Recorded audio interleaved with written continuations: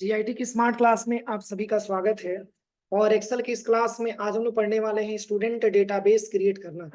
Excel में आज कल की क्लास में मैंने आपको इंट्रोडक्शन के बारे में बताया था। आज की क्लास में जो जानना है वो है आपका स्टूडेंट डेटाबेस के बारे में। तो मैंने आपको बताया था सबसे पहले कि एक्सेल यहाँ से हम ओपन करते हैं।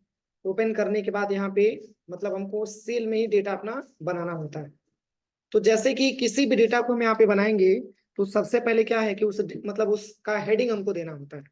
तो हेडिंग देने का दो तरीका है। पहले क्या करेंगे, ऐसे डेटा मतलब ऐसे पूरे सेल को सिलेक्शन करने के बाद हम चाहेंगे तो इसको हम यहाँ से मर्ज कर सकते हैं।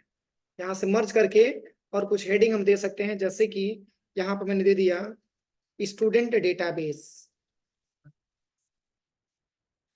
स्टूडेंट डेटाबेस ये हेडिंग मैंने दे दिया। और हेडिंग देने के बाद इसकी साइज को हम यहाँ से इंक्रीज कर लेंगे। और इसको सेंटर में करना है तो हम यहाँ से सेंटर में भी कर सकते हैं। ठीक है, इसकी साइज को हम अपने हिसाब से घटा सकते हैं और बढ़ा सकते हैं। बोल्ड करना है तो बोल्ड भी कर सकते हैं स्टूडेंट डेटाबेस के नाम से। अब यहाँ से बॉर्डर लगाना है तो हम यहाँ से बॉर्डर भी इंसर्ट करा सकते हैं। ठीक है, सेंटर में करना है तो हम यहाँ से सेंटर में लेके आ सकते हैं। एक तो ये हेडिंग हो गई। इसको हम ड्रैग एंड ड्रॉप करके दूसरी जगह पे लेके जाना चाहते हैं तो भी लेके जा सकते हैं। तो ये मर्ज करके हम डेटा को इंसर्ट करा सकते हैं। दूसरा ये तरीका है कि एक और तरीका है आपके पास, अगर इस तरीके से आप नहीं करना चाहते हैं तो एक दूसरा तरीका क्या है, इसके माध्यम से हम यहाँ से कर सकते हैं। आप इंसर्ट टैब में आइए और यहाँ पे आ जाइएगा टेक्स्ट पे, और यहाँ से वर्ड आर्ट आपको लेना है और यहाँ से वर्ड आर्ट हम इंसर्ट करा देंगे। और यहाँ पर भी हम हेडिंग दे दें स्टूडेंट डेटाबेस। Student database. अब यहाँ से इसको हम ड्रैग एंड ड्रॉप करके टॉप में लेके जा सकते हैं। बोल्ड करना है तो यहाँ से हम बोल्ड भी कर सकते हैं। तो इस तरीके से हेडिंग देने के बाद अगर इसकी कुछ फॉर्मेटिंग भी करना है तो फॉर्मेट टैब पे आकर के इसकी हम यहाँ से कलर भी दे सकते हैं, जो भी कलर हमको देना है। यहाँ से टेक्स्ट की कलर भी चेंज करना है तो टेक्स्ट की कलर भी हम यहाँ से चेंज कर सकते हैं। Student database. अब इसमें किस प्रकार का हम डेटा बनाएंगे, तो यहाँ पर मैंने सबसे पहले लिख लिया सीरियल नंबर। इसके बाद से स्टूडेंट नेम। स्टूडेंट नेम हो जाएगा। इसके बाद से यहाँ पे कोर्स हो जाएगा। इसके बाद से यहाँ पे फी हो जाएगा।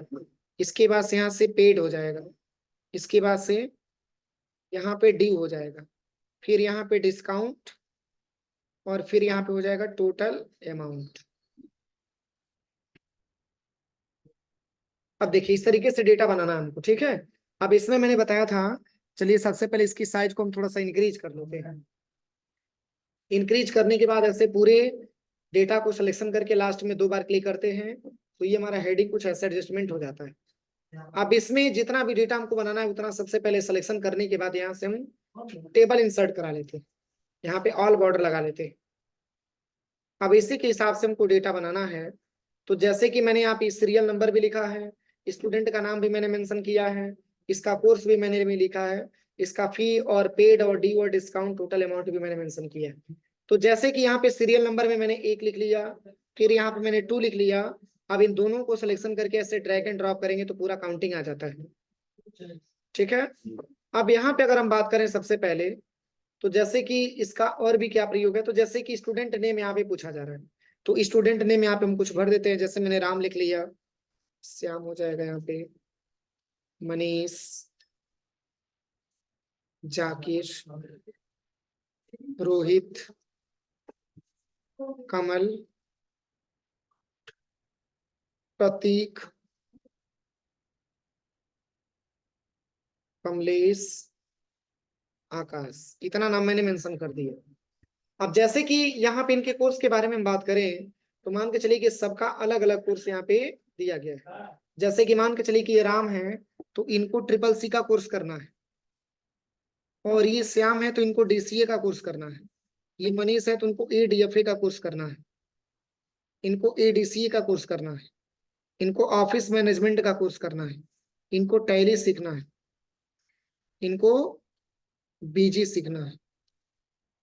इनको मान के चलिए मैंने दे दिया ट्रिपल सी ही, और यहाँ पे मैंने दे दिया एडीसी। इतना सारा कोर्स होने के बाद अब इनका फी क्या है, तो फी को भी हम अलग अलग यहाँ पे काउंटिंग करते हैं। जैसे कि इनका जो फी है, राम का जो ट्रिपल सी का फी है वो है 5,000 रुपया, मैंने 5,000 मेंशन कर दिया। इसके बाद से श्याम का डीसीए का फीस 13,500 है, 13,500 मैंने मेंशन कर दिया। एडीसीए का फीस, एडीएफए का फीस 15,000 है, मैंने 15,000 मेंशन कर दिया। एडीसीए का भी 15,000 है, मैंने 15,000 लिख दिया। ऑफिस मैनेजमेंट का 4500 है, 4500 मैंने मेंशन कर दिया।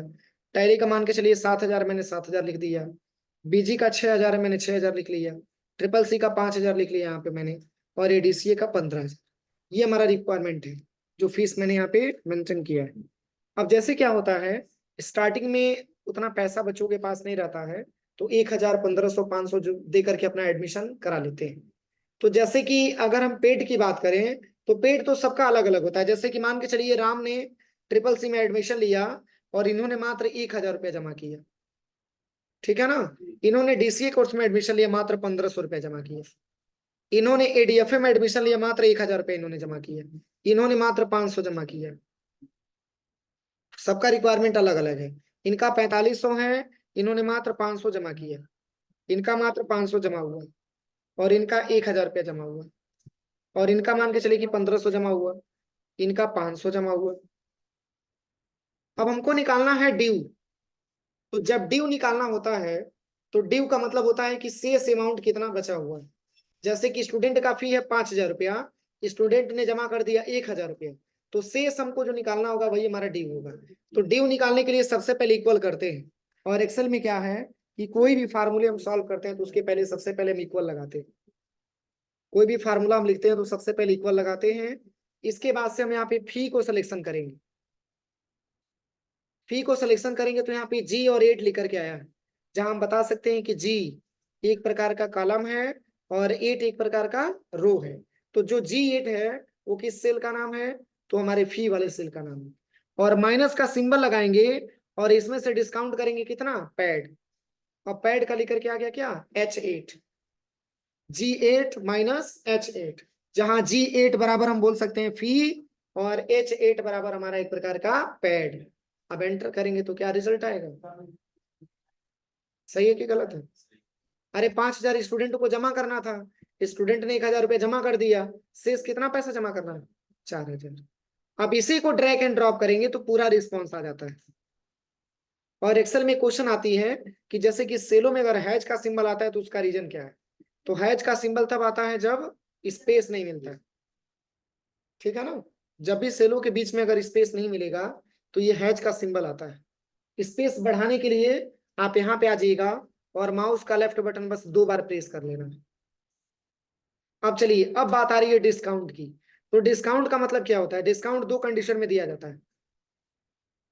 एक तो जब स्टूडेंट एडमिशन लेता है उसी समय डिस्काउंट दे दिया जाता है, या कितना इन्होंने जमा कर दिया उसके आधार पर इनको डिस्काउंट मिलता है। तो जैसे कि जब हम एडमिशन कराने आते हैं तो उसमें ऑफर रहता है कि अगर पूरी फीस अगर आप एक बार जमा जमा करते हैं तो उसमें 10% का आपको छूट मिल जाता है। तो वो जो डिस्काउंट आपका निकलता है वो फी पे डिस्काउंट आपका निकलता है। जैसे कि मान के चलिए कि राम ने एडमिशन कराने आया, इनको ट्रिपल सी कोर्स करना था और इनको फीस बताया गया 5,000 रुपया, और इनसे बोला गया कि अगर आप 1,000 रुपया जमा करेंगे, सॉरी अगर आप एक बार में 5,000 रुपया जमा करेंगे तो आपकी फी में 10% का डिस्काउंट कर दिया जाएगा। तो ये जो डिस्काउंट हम निकालेंगे, ये फी के आधार पे हम डिस्काउंट निकालेंगे। हाँ,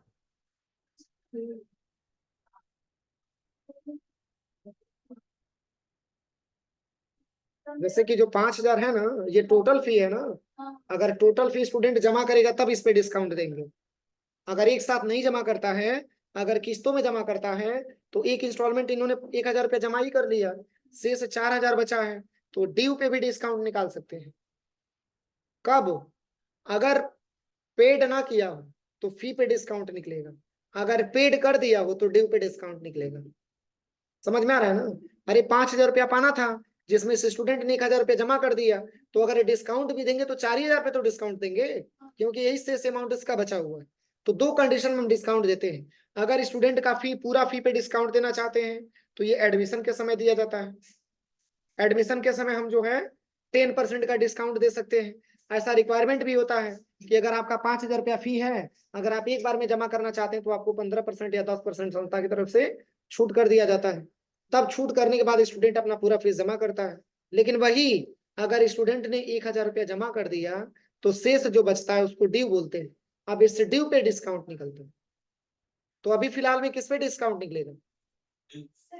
ड्यू पे निकलेगा, क्योंकि स्टूडेंट ने 1000 जमा कर दिया। तो अगर हमको ड्यू पे डिस्काउंट निकालना होगा तो सबसे पहले इक्वल करेंगे और यहाँ पे ड्यू अमाउंट को सिलेक्शन करेंगे और मल्टीप्लाई करेंगे कितना से? अगर 10% डिस्काउंट मिल रहा है तो 10 से डिवाइड करेंगे, अगर 20 होगा तो 20 से, मतलब जितना परसेंट आपको डिस्काउंट मिलेगा उतना परसेंट आपको यहाँ पे लेना है और डिवाइड कर देंगे 100 से। डिवाइड कर देंगे 100 से, नहीं, यहाँ पे 400 आ जाएगा। इसी को ड्रैग एंड ड्रॉप करेंगे। स्टूडेंट का फी 5000 रुपया था, इन्होंने 1000 रुपया जमा कर दिया। स्टूडेंट को 4000 रुपया जमा करना था, जिसमें से 10% का डिस्काउंट मिल गया। टोटल 400 रुपया इसका माइनस हो गया। अब ये 400 माइनस करने के बाद टोटल इसको पैसा कितना रुपया जमा करना होगा? तो यहाँ पे सिंपल है, अब इक्वल करेंगे और यहाँ पे ड्यू को सिलेक्शन कर लेंगे और माइनस का सिंबल लगा के किसको लेंगे? डिस्काउंट को ले लेंगे और एंटर कर देंगे तो भी रिजल्ट आ जाएगा। किसी को 15%, हाँ, किसी को अगर 15% देना है तो इक्वल करिए यहाँ पे।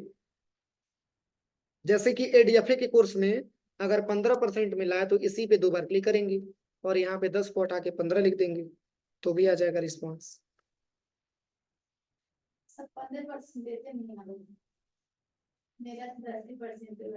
इसमें भी जैसे मान के चले कि यहाँ पे ये बीजी है तो बीजी का भी यहाँ पे 10% दिया गया है। हम 10 को हटा करके यहाँ पे 12 रख देते हैं तो 12 का भी रिस्पॉन्स आपके सामने आ जाएगा। एक और तरीका है, अगर आप यहाँ पे 100 नहीं लगाना चाहते हैं तो केवल परसेंटेज का सिंबल लगा दीजिए, अब एंटर कर दीजिए तो भी रिस्पॉन्स आ जाता है। हो जाएगा। तो यही हमारा स्टूडेंट डेटाबेस होता है, जिसको बनाने के लिए हम इस ऑप्शन का ज्यादा मात्रा में प्रयोग करते हैं। ठीक है, नोट कर लीजिए इसको।